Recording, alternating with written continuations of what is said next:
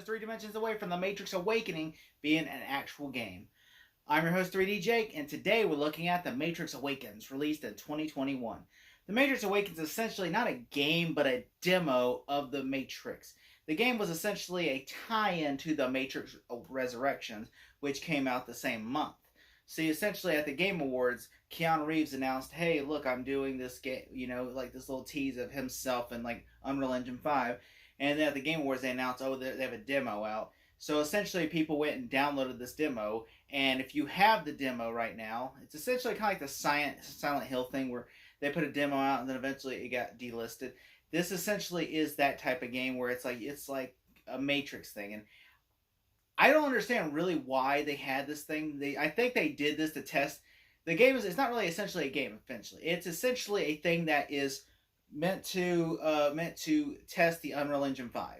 Essentially, it built a small city, and then you can walk around, and basically, it is a prototype video game in the sense where you can even change the settings to where you could see take the matrix filter off, and then you can also see these little dots of coding and it's really I thought that was really well done because this game is essentially a game that shows you how to make a game in a sense, And that's why I really wanted to talk about it. I know you're like, why are you talking about a game that's not really a game?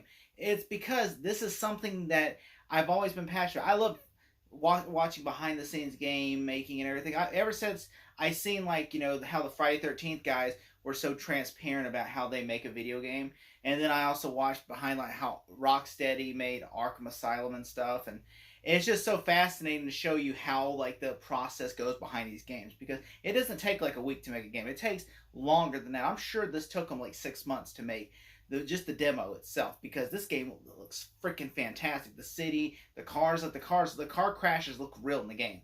Essentially, they got Keanu Reeves and Carrie-Anne Moss to reprise their roles for this thing, which I'm sure it took them a couple weeks to shoot this because they had to recreate a couple scenes from the classic first movie. And so essentially, that's what this is they're, you see, and the reason why they're there is to basically show you the Unreal Engine 5. Hey, look, this is from the movie. This is on the Unreal Engine 5. Isn't it so close? That's essentially what this is. It's a demo, so it's not like an open world game. It is an open world game, but it's not essentially an open world video game that's full. It's not like the Matrix Online. And I really like that because I've always been a fan of the Matrix. I love the Matrix movies.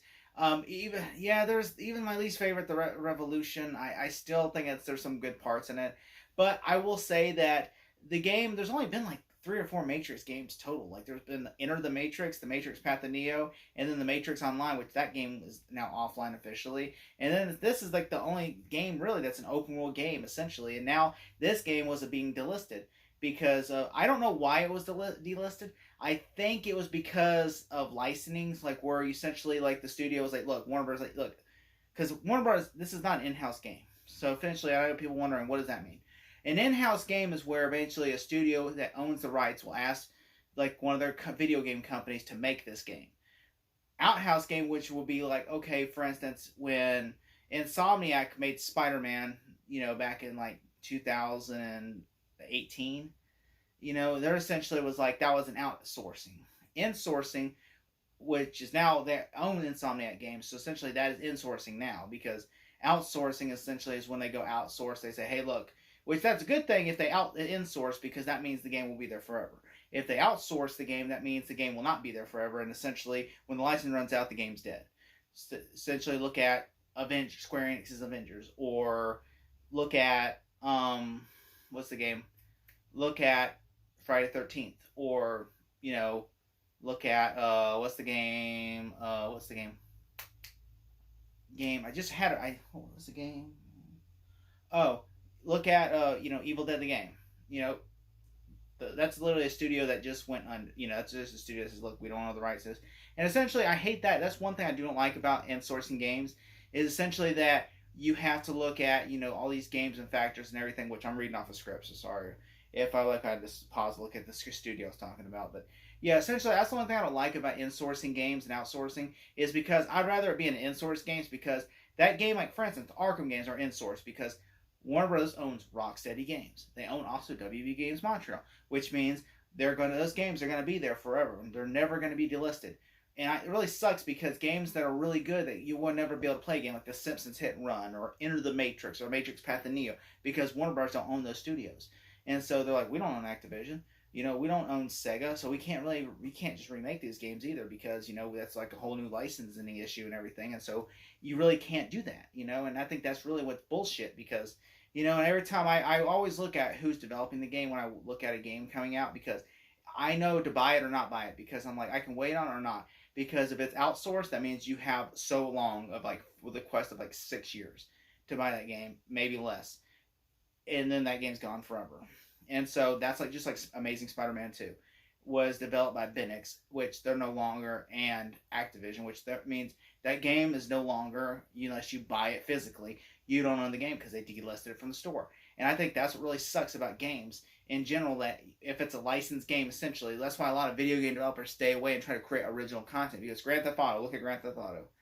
Grand Theft Auto is essentially a game that will stay forever because it's an original game. Nobody owns the rights. It's not licensing. It's not like they have to go to another company. Rocksteady Games owns Grand Theft Auto. The only person they have to worry about is themselves.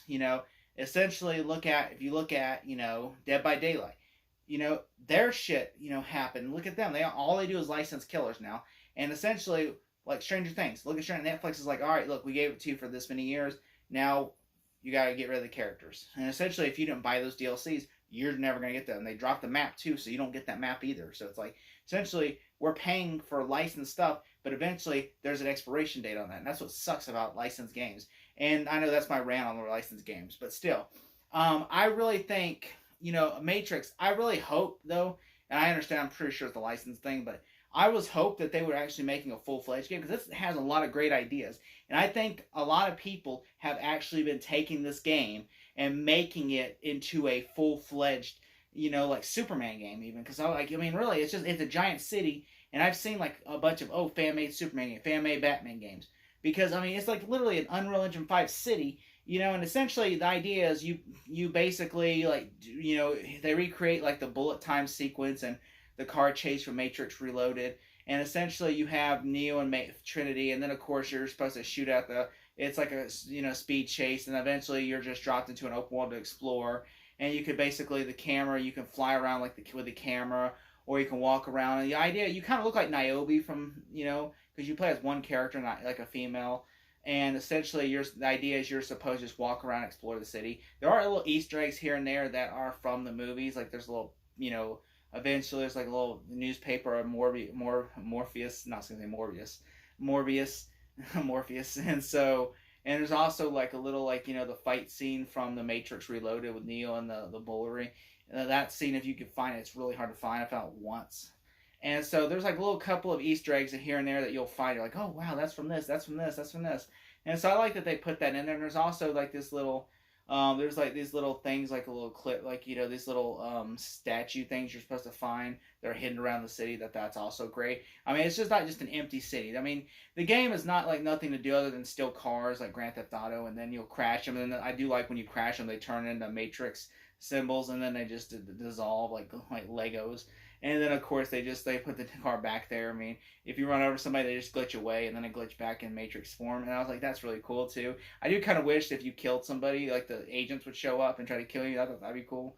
But I understand this is a demo. This is meant to show you the power of the Unreal Engine 5. It's not really meant to be a full-fledged game. I hope in future that it gets to be made. Epic Games made the demo, who also went to create Fortnite. And it turns out the reason why this was made was because Lana Wachowski, the guy who is now working at Epic Games, contacted Lana Wachowski and was like, hey, look, I work at Epic Games now, Lana. And Lana's like, oh, great. So can you come? And this guy's like, yeah, I'll come over here and do this.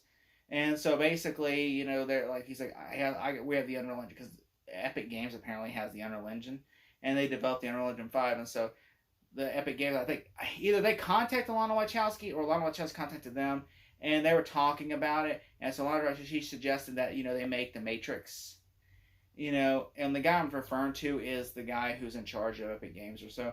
And so he used to work on the Matrix trilogy with Lana Wachowski and her other sister. And then when they made the Matrix, of course, they made the Matrix trilogy, and then they went on to other things. Now Lana will come back and made the Matrix Resurrection. And so their friend, this guy, he went and made developed Fortnite and stuff like that, and Epic Game Studio. And so basically, he's like, "Hey, look, we're developing Unreal Engine 5.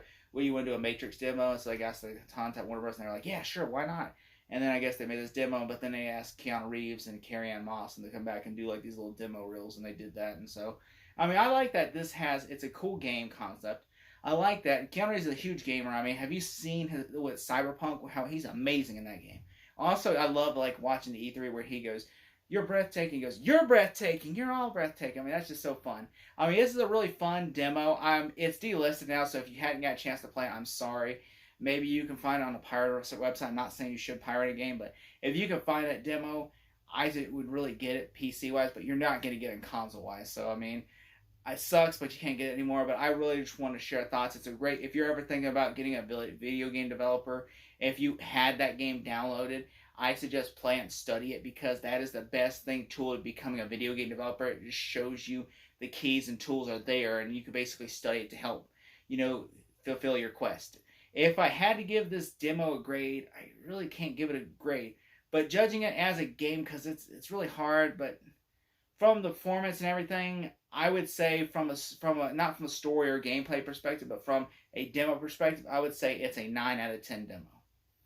Thank you so much.